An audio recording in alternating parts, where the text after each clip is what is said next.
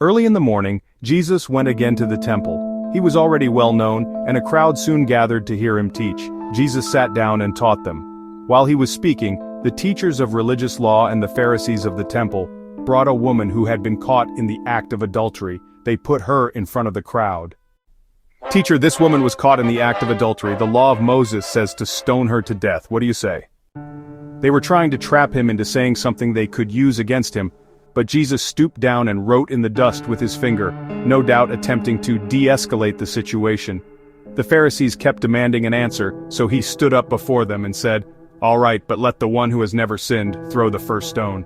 Then he stooped down again and wrote in the dust. When the accusers heard this, they slipped away one by one, beginning with the oldest, until only Jesus was left in the middle of the crowd, with the woman. Then Jesus stood up again and said to the woman, "Where are your accusers? Didn't even one of them condemn you?" The woman replied, "No, Lord." And Jesus said, "Neither do I. Go forth and sin no more." Although the woman had broken the law, the Pharisees came to Jesus with evil intent. Jesus outsmarted their plan and saved the woman. Thanks be to God.